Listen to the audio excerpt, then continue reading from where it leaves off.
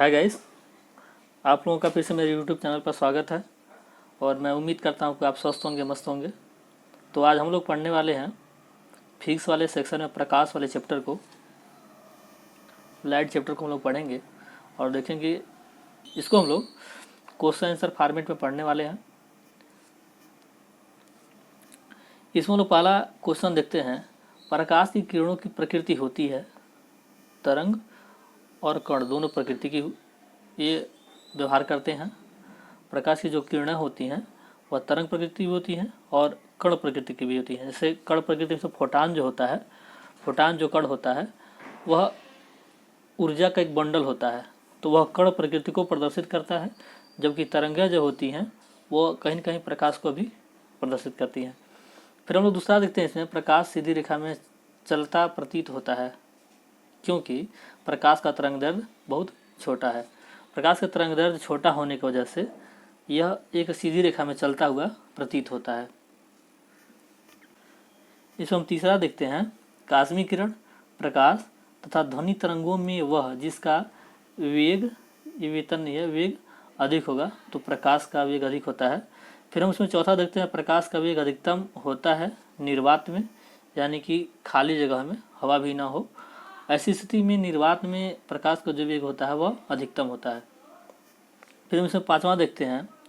प्रकाश को धरती की सतह पर पहुंचने में लगने वाला जो समय होता है, जब सूर्य से प्रकाश चलती है तो धरती पे कितने समय में पहुंचता है, तो हम देखते हैं कि लगभग 8.3 मिनट में, 8.3 मिनट में धरती पर पहुंचती है। और प्रकाश की चाल क्या होती है?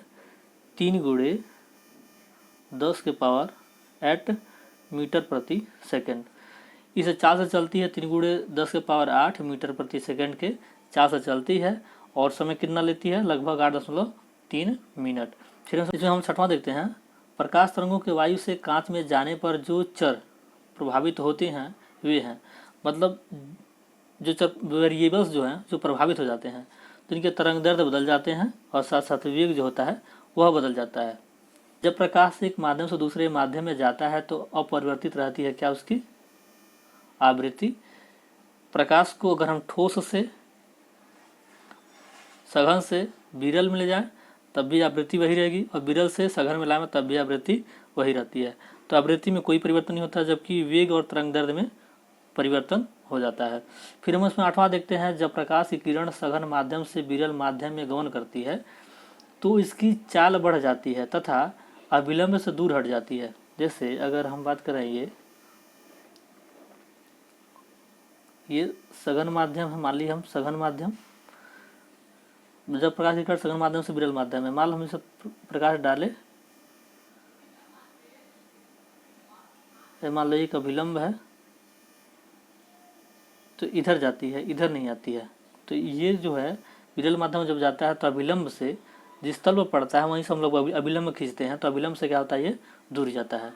प्रकाश संश्लेषण की जो क्रिया संपादित होती है प्रकाश से रासायनिक ऊर्जा में रूपांतरण के द्वारा होती है। जैसे जो पौधे होते हैं वह पहले क्या होता है, सूर्य के जो ऊर्जा आती है वो प्रकाश के रूप में लेते हैं, उसके बाद से वो रासायनिक रूप में वो क्या करते हैं, उसे परिवर्तित कर देते हैं। रासायनिक रूप में परिवर्तित करने के बाद उन्हें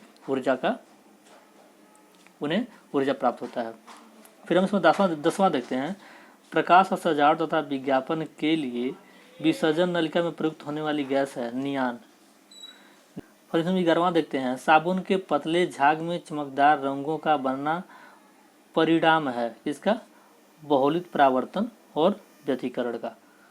जब इसे साबुन का झाग है, साबुन का झाग हो या किसी तल पे, मान लो पानी है और उस पर हम लोग कैरोसिन डाल दें, कोई तेल हो फैला हो, चमक रहा हो, उसमें हम लोग प्रकाश डालते हैं तो बहुलित परावर्तन और व्यतिकरण की वजह से वह रंग दिखाई देता है।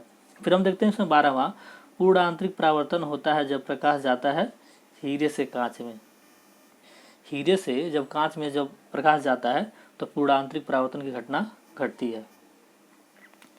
फिर हम इसमें 13वां देखते हैं। प्रकाश तंतु जिस सिद्धांत पर काम करता है वह पूर्ण आंतरिक परावर्तन है। प्रकाश तंतु, जैसा हम लोग कभी मेले में जाते हैं देखते हैं कि एक बहुत छोटी छोटी पतली वाला, पतली पतली रेसे वाली एक खिलौना टाइप लगता है जो बहुत ही लाइट, बहुत जैसे बहुत दिखने में अच्छा लगता है, तो जो लाइट दिखता है रेसे में वह पूर्ण आंतरिक परावर्तन की वजह से दिखता है, उसी को हम लोग प्रकाश तंतु कहते हैं। फिर हम देख 14वां क्या है, प्रकाश ऊर्जा का ऑप्टिकल फाइबर में संचरण। जैसे अभी आप देख रहे होंगे समुद्रों में ऑप्टिकल फाइबर बिछाया जाता है, तो ऑप्टिकल फाइबर जो बिछाया जाता है वो किस सिद्धांत पर काम करता है, तो पूर्ण आंतरिक परावर्तन के सिद्धांत पर ही कार्य करता है वो। इससे होता क्या है, पूर्ण आंतरिक परावर्तन, जैसे ऑप्टिकल फाइबर जो होता है उसमें ऊर्जा का जो क्षय होता है बहुत कम होता है, तो प्रकाश क्या होता है, पूर्ण आंतरिक परावर्तन के माध्यम से ही उसमें संचरण करती है। फिर हम इसमें देखते हैं 15वां, मरीजों के पेट के अंदर का परीक्षण करने हेतु डॉक्टरों द्वारा प्रयुक्त एंडोस्कोप कार्य करता है प्रकाश के सकल आंतरिक परावर्तन के सिद्धांत पर।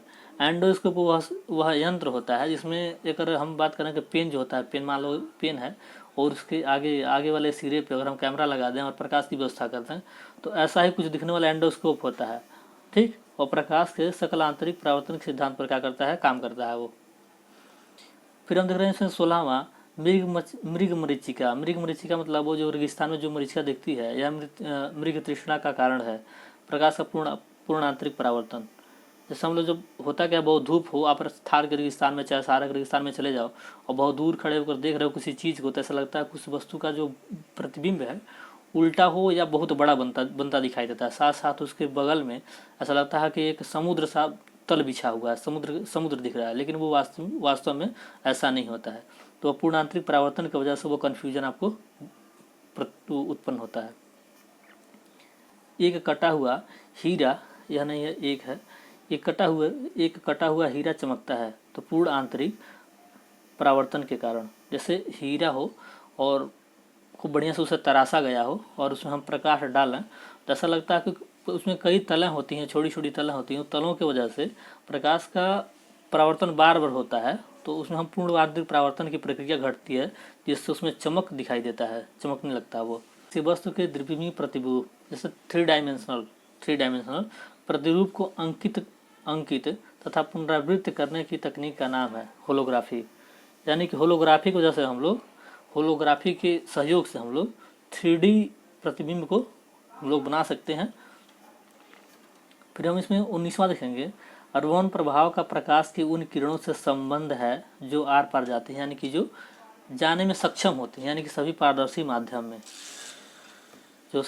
माध्यम में जाने में सक्षम होती हैं, उन्हीं प्रकाशों का हम लोग अध्ययन करते हैं रमण प्रभाव में। हम लोग इसमें 20वां देखेंगे, ध्वनि के पुनरुत्पाद के लिए एक CD यानी कि कॉम्पैक्ट डिस्क ऑडियो प्लेयर में प्रयुक्त होता है, लेजर बीम का।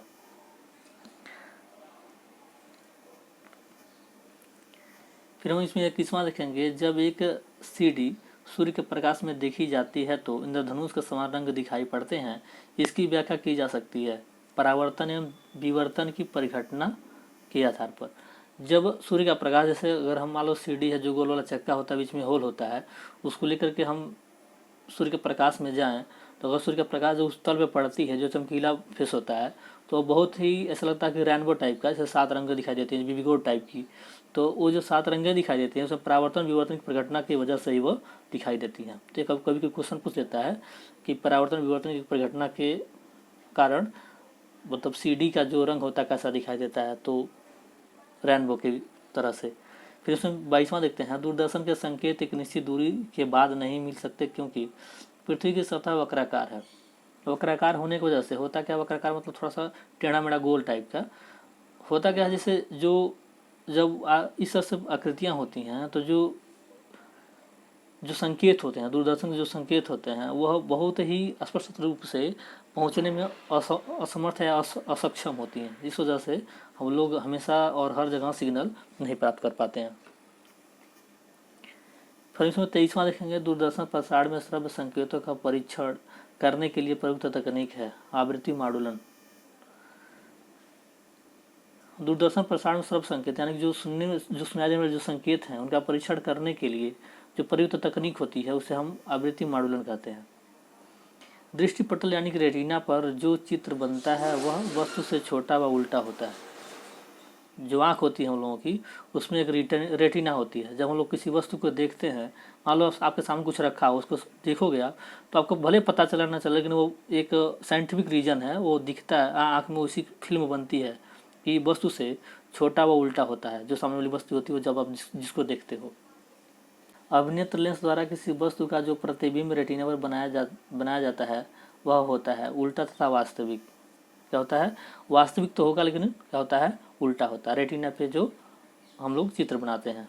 फिर हम लोग देखेंगे उसमें 26वां, एक आँख की अपेक्षा दो आँखों का होना अधिक उपयुक्त है, क्योंकि इस कारण से दूरी व गहराई का एहसास होता है। जैसे एक ही आँख हो तो ऐसे नहीं लगता, ऐसे आप एक आँख बंद करके देखो तो ऐसे लगता है कि कोई वस्तु बहुत दूर है, लेकिन जब हम लोगों के पास जब दो आँखें होती हैं तो वस्तु की जो वास्तविक दूरी है होती है वो हमें प्रतीत होता है, और गहराई समतल का एक अच्छा अनुभव मिलता है दो आँख होने की वजह से। फिर हम इसमें 27वां देखेंगे, सूर्य ग्रहण के दौरान सूर्य को सीधे देखने से आँखों में अपरिवर्तनीय क्षति पहुँचती है। इसका कारण होता है यूवी जो किरणें होती है, अल्ट्रावायलेट जो प्रकाश होता है, उसके वजह से होता है कि आँख को क्षति पहुंच सकती है। इसलिए कभी सूर्य ग्रहण जब होता है, सूर्य ग्रहण जब लगता है, तो ऐसी स्थिति में हमें खुले में जाकर के सूर्य को प्रत्यक्ष रूप से नहीं देखना चाहिए। फिर हम देखेंगे इसमें 28वां, किसी तारे का रंग दर्शाता है उसका। अगर हम बात करें, कोई तारा लाल है, कोई तारा हरा है, तो वह उसके टेम्परेचर को प्रदर्शित करता है, उसके तापमान को बताता है। फिर हम इसमें 29वां देखेंगे, वायुमंडल में प्रकाश के विसरण का कारण है धूल कण। जैसे हम देखते हैं कभी कभी सूर्य डूबने के बाद भी उजाला दिखता है, सूर्य डूबने के बाद भी काफ़ी उजाला लगता है, तो वो सूर्य की जो प्रकाश होती है वह धूल कणों से टकरा करके परावर्तन अपवर्तन की जो घटनाएं होती हैं, उस वजह से वो प्रकाश अधिक समय तक दिखाई देता है और काफ़ी समय तक प्रकाश बना रहता है। फिर हम इसमें 30वां देखेंगे, प्रकाश रंग निर्धारित होता है, प्रकाश का रंग निर्धारित होता है इसके तरंग दैर्ध्य से। जैसे अगर हम बात करें लाल रंग का, तो लाल रंग प्रकाश अधिक करता है, उसका तरंगदैर्ध्य अधिक होने की वजह से उसका प्रकाश जो होता है अधिक होता है। तो तरंगदैर्ध्य पे डिपेंड करता है प्रकाश का क्या रंग। फिर हम इसमें 31वां देखेंगे, सबसे लंबा तरंगदैर्ध्य है लाल रंग का। फिर हम इसमें 32वां देखेंगे, सबसे कम वेवलेंथ होता है तरंगदैर्ध्य वाला प्रकाश होता है बैंगनी। सबसे कम तरंगदैर्ध्य किसका होता है? बैंगनी का। और सबसे ज़्यादा तरंगदैर्ध्य किसका होता है? लाल का। तो क्वेश्चन पूछा जाता है एग्जाम में। फिर इसमें 33वां देखेंगे, दृश्य वर्ण क्रम में सबसे कम तरंगदैर्ध्य वाला रंग है बैंगनी। यानी कि हम लोग जितने भी रंग को देखते हैं, ठीक ना, वो उसमें सबसे कम, अगर हम 10 रंग को देखें तो 10 रंग में सबसे कम दिखने वाला जो रंग होगा वह बैंगनी होगा। फिर हम इसमें 34वां देखते हैं, नीला प्रकाश, हरा प्रकाश, लाल प्रकाश तथा पीला प्रकाश में सबसे उच्चतम ऊर्जा होती है नीला प्रकाश की। क्षितिज के समीप सूर्य और चंद्रमा के दीर्घवृत्ताकार दिखाई देने का कारण है अपवर्तन।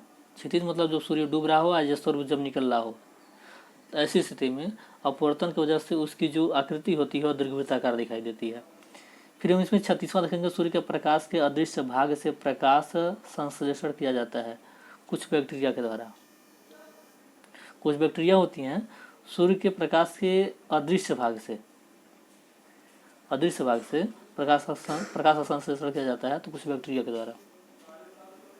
फिर हम इसमें 37वां देखेंगे, ट्रैफिक सिग्नल में लाल प्रकाश प्रयुक्त होता है क्योंकि इसी तरंगदैर्ध्य यानी कि लंबाई, तरंगदैर्ध्य मतलब होती है प्रकाश की जो लंबाई होती है वह सर्वाधिक होती है, इसलिए हमें दूर से आसानी से देखने में काफ़ी सुविधा होता है। फिर हम इसमें 38वां देखेंगे, लाल रंग का प्रकीर्णन सबसे कम होता है। लाल रंग का प्रकीर्णन सबसे कम होने की वजह से सबसे अगर ज़्यादा दूर से देखें तो हमें स्पष्ट रूप से दिखाई देता है। आकाश नीला लगता है क्योंकि लघु तरंग दीर्घ तरंगों की अपेक्षा वायुमंडल द्वारा अधिक प्रकीर्णित होती हैं। आकाश नीला लगता है क्योंकि लघु तरंग दीर्घ तरंगों की अपेक्षा वायुमंडल द्वारा अधिक प्रकीर्णित होती हैं। लघु तरंग मतलब क्या समझते हैं?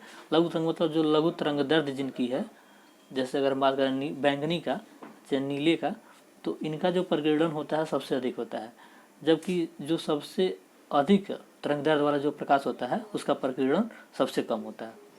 जैसे लाल, अगर हम 40वां देखें तो उसमें देख रहे हैं हमको सूर्यास्त और सूर्योदय के समय सूर्य के लाल रंग का प्रतीत होने का कारण है प्रकाश का प्रकीर्णन। वही है कि सूर्य जैसे जब सूर्य निकलता है तो काफ़ी लाल दिखाई देता है, और सूर्य जब डूबता है तो काफ़ी लाल दिखाई देता है। तो लाल दिखाई देने का जो कारण होता है वो प्रकाश का प्रकीर्णन होता है, प्रकाश का फैलाव होता है। लाल रंग का फैलाव ज़्यादा होने की वजह से सुबह और शाम में सूर्य लाल दिखाई देता है। तो ये वीडियो यही हम लोग समाप्त करते हैं। 40 क्वेश्चन का एक बहुत अच्छा संग्रह है, तो इसे आप करें। और ये अधिकांश एग्जाम में, जैसे हम बात करें पीसीएस के एग्ज़ाम में और एसएससी जीडी में, आरआरबी एनटीपीसी में, ये सब क्वेश्चन बहुत ही ज़्यादा क्वेश्चन पूछा जाता है। तो ये बहुत ही महत्वपूर्ण साबित हो सकते हैं, आप इन्हें अच्छे से तैयार करें। अगर मेरा दावा है कि अगर इस वीडियो को आप 3-4 बार देख लेते हैं तो 40 में 40 क्वेश्चन आपको तैयार हो जाएंगे और आप आसानी से एग्ज़ाम में करने में सक्षम होंगे। तो हम लोग इन वीडियो को समाप्त करते हैं। धन्यवाद।